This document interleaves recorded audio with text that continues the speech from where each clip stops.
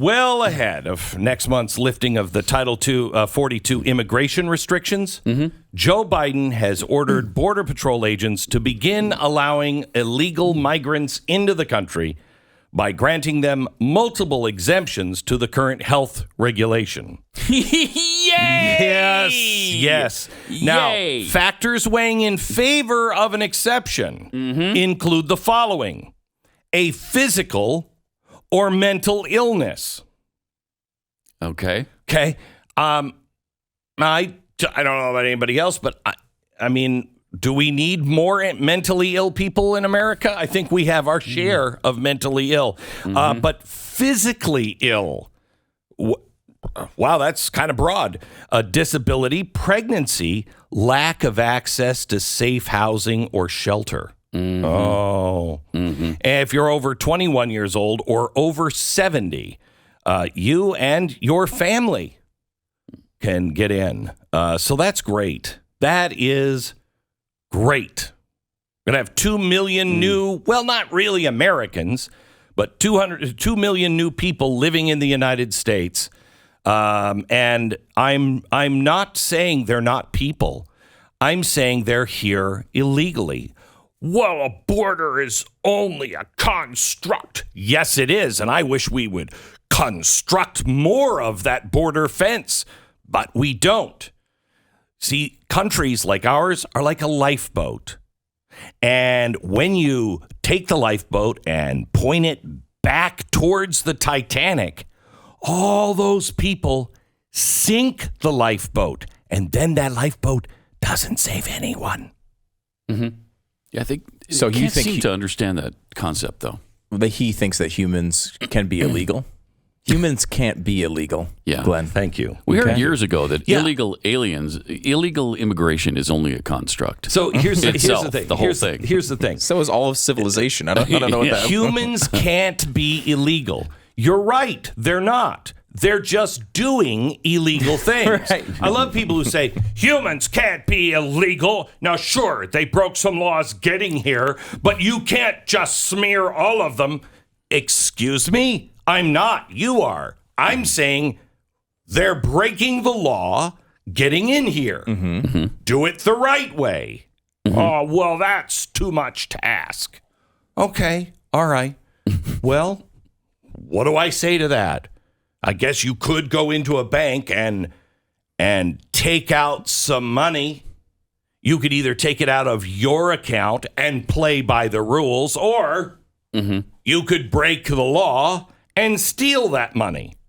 But I would call you a bank robber then. Oh, humans aren't bank robbers. Well, dogs certainly aren't. No, some humans are bank robbers. Really? Yeah. Yeah, that's not an artificial construct. That's a real thing. We can at least today all, it is. Yeah. Right. We can all agree at least when we lift Title 42, this is going to go well, right? Oh, You it's guys going to are- go really well. Yeah. 18,000 a day they're expecting? That's it. 18,000 a day. That's not very many. What's the number now? Do we know? Last month it was 221,000, whatever that is, For per the month. day for the month. Are they going to make their? 221,000. Are they going to make them take their shoes off and their belt off as they come across the border? Are they going to, just so they can be scanned? Are they going to at least have to do what we have to do at the airport? And will they have to do that at the airport? Because many of them won't like it. Because how dare you stop me while I'm getting on a plane? Very true. And of course, they will not have the same restrictions we have on airplanes. They will not need to wear masks the entire time that they're here. They will not need to be vaccinated. Certainly, right. That will be totally fine. Those will be overlooked. And the good thing is, if it's only 18,000 a day, that just works out to 6,570,000 per year. That's not that many. That's not that many. In a country of 330 million? Yeah, Come on. it's no big Come on, deal. it's a drop in the bucket. Yeah. By the way, teen opioid deaths have surged by 350%. This is a completely unrelated article. 350%. Now, that's because fentanyl is coming, into America. I don't know how.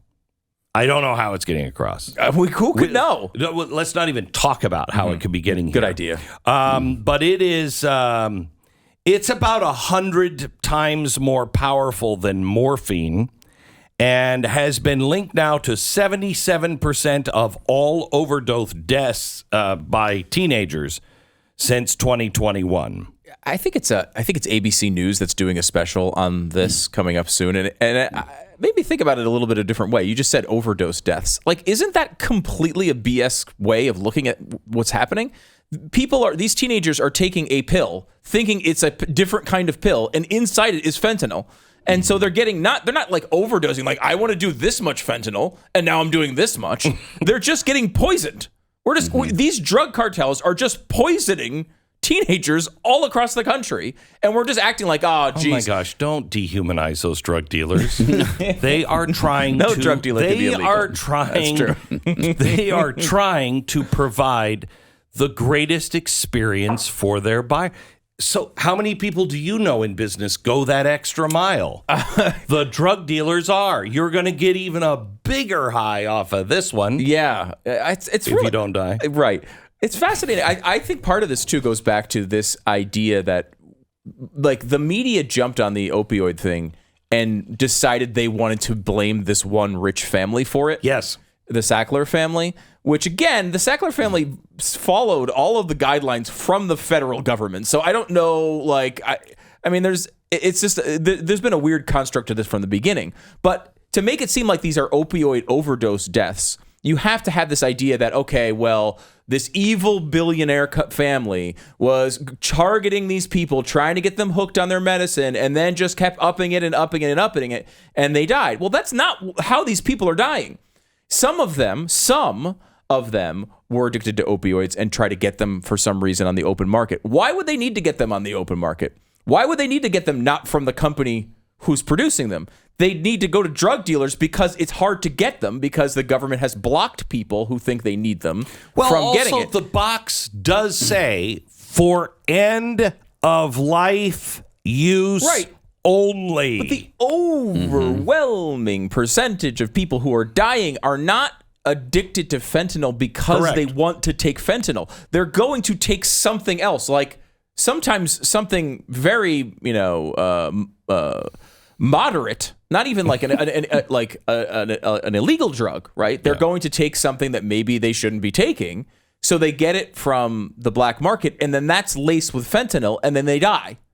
But how is that Purdue Pharmaceuticals' fault? Like, it's not. They didn't put the fentanyl in the pills. They don't have anything to do with the pills that are killing people in a lot of cases. That's not universally true, but there's this idea that they want to blame this one rich family has overwhelmed this entire issue. It is. I mean, I haven't heard of the black market arm of that pharmaceutical company. I mean, it's not. You say in most cases. Well, then those were probably stolen. And if the pharmaceutical company is like opening a giant jacket, hey, I've got truckloads of fentanyl in here. Who wants it? Then we should shut that down. Yeah. But at the same time, we're shutting down the supply line at the border. Right. They just try to like implement the plot line from Ozark into reality, and it's not reality. That's a show. This is an amazing thing, though. Like, especially with conservatives, right? Here we are so pissed off about the border, justifiably so. This problem seems to be a bunch of Mexican and South American drug dealers poisoning our teenagers. And we're like, these drug overdose deaths. That's not really the right way to look at it, is it? Like, if they were poisoning our food supply, this would be a totally different, like, we'd be freaking out in a totally different way. Mm-hmm. And I mean, obviously some of these people are using drugs in ways they shouldn't be using them. So some of the fentanyl deaths are coming from cocaine. Yeah. Because they're mixing it with cocaine. Yeah. And then you snort it and then you die. Yeah. But again, like Glenn said, fentanyl's kind of powerful. You're not supposed to. Can I tell you, I took it for 2 days. A doctor was trying to get me out of pain. I'm like a horse. You just can't bring me out of pain. And so I had it for 2 days. Didn't even know what it was. I was so drugged up. And it almost killed me. I didn't know what it was.